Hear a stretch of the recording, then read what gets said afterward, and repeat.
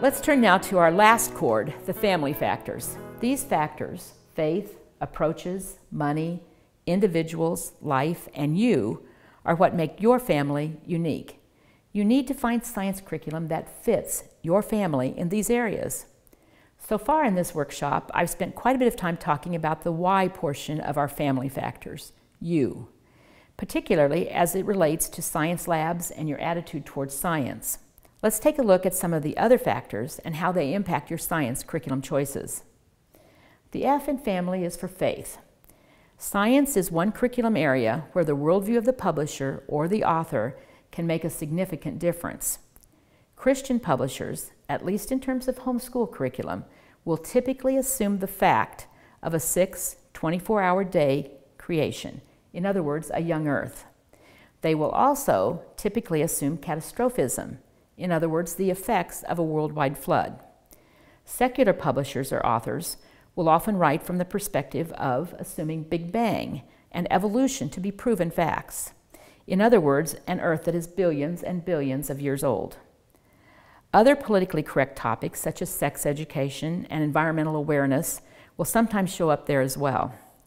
Some publishers, both Christian and secular, will cover science from a neutral perspective. In other words, they will focus on the observable facts and not present information that's either based in creationism or evolutionism.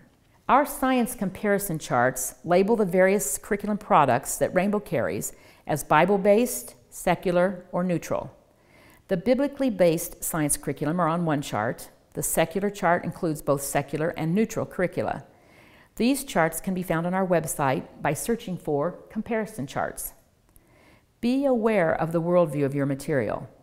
Although kids can glean good information from material published from either perspective, many parents will preview the material before allowing children, especially young children, to read or watch. Deciding how to handle materials from a worldview different from your own is a personal decision. Some choose to read and discuss the opposite point of view, especially with older children, and others choose to not use materials that are out of sync with their own beliefs. The A in family is for approaches. In terms of science, each approach has some specific characteristics. With traditional textbooks, elementary levels are usually intended for use with a single grade level, and during the year tend to cover selected topics from each branch of science: life science, physical science, chemistry, and earth and space science. These tend to also be grade level readers, so the amount of detail is limited. Over the course of 6 years, most of the basic topics of each branch have been covered, but each is covered without a great deal of detail. Middle school science will typically become science branch studies.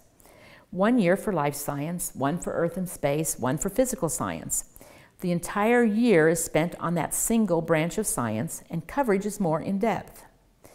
These courses are also important because they are preparing the student for high school science, and they have an emphasis on the scientific method, observing, recording, etc. High school science courses have traditionally included biology, chemistry, and physics starting in 9th grade. Sometimes a general science or physical science course will be done in 9th grade, with biology starting in 10th grade. Apologia, in so many ways a blessing to homeschoolers, also provides advanced courses in each of these areas. However, it's always important to make sure we're comparing apples with apples. Most high school biology courses include a section on human anatomy, but Apologia does not, preferring to expand that content into a separate advanced biology course, Human Body Fearfully and Wonderfully Made. Traditional textbook courses that are intended for classrooms, like Bob Jones, Abeka, and Holt, have been difficult to do at home as lab sciences. Lab equipment and supplies have been hard to find or expensive. Apologia was the first series of college prep high school science courses that were user-friendly for homeschoolers. Apologia labs were doable at home or in a local homeschool co-op. Although some equipment is typically necessary, it's kept to a minimum. Other homeschool-friendly courses like Science Shepherd are now becoming available. The Charlotte Mason approach focuses on nature studies or living book approaches, especially at the elementary level, although the Discovering Nature series by Queen Homeschool continues into high school subjects. Apologia's elementary series takes a Charlotte Mason approach: in-depth studies, narration, notebook work, activity, and projects. Notebooking journals and lapbook options are supplementary. Science-based unit studies, like Amanda Bennett's Oceans, relate the science topics back to other subjects. Also, literature-based unit studies, such as 5 in a Row or Prairie Primer, will cover science as part of their studies. Classical approaches science in a hands-on, investigative, exploratory manner. Interestingly, however, Susan Weisbauer does not recommend experiments in the grammar stage as it may be too frustrating. She also recommends that the sciences be studied in a 4-year pattern that roughly corresponds to the periods of scientific discovery. Biology, classification, and the human body, those subjects were known to the ancients. Earth science and basic astronomy, those flowered during the early Renaissance. Chemistry came into its own during the early modern period. And then basic physics and computer science, those are very modern subjects. This approach provides continuity between history, humanities, and science in the classical home. There are beginning to be some science curricula which are developed specifically with classical learning models in mind. Elemental science, ClassiQuest science, and Memoria Press science are classical in approach. Our M in family is money. Money concerns for science are similar as for other subjects. Complete programs will be more expensive, but if you have several children and can replace consumable components, it cuts the cost per child. In general, whether or not a program is consumable or non-consumable is important. Non-consumable just means that when you are done with the program, it is still usable for another child or to be sold. Another consideration under the money heading is whether or not a program can be used by multiple ages. In other words, can you use the same program at the same time for all or most of the children in your family? This can make science programs more affordable, and it's very doable, particularly in the elementary and middle school years. It becomes harder with the high school courses. Unit Study and Charlotte Mason both lend themselves towards multi-age studies. High school science is expensive. Biology labs require microscopes and dissection equipment. If you go the route of co-ops or outside classes of some sort, equipment costs might be less, but the class itself might be expensive. We could say a lot about microscopes, but I'll keep it simple and refer you to our microscope comparison chart, also available on our comparison charts page. For elementary purposes, magnification to 100x is about right, and scopes should be especially sturdy. Pocket microscopes, the Zorb digital scope, and the Brock Magiscope fit into this category. High school courses require 400 times magnification. In addition to the Apologia Lab Kit, we sell Able and Walter microscopes that meet these specs. 1,000 times magnification is only required for college-level courses or medical and science professions. An interesting alternative, if money is very tight, is the microslide viewer and slide sets. These provide a lower magnification because the images are photographs of magnified slides. There are some excellent support materials available for science, particularly high school science.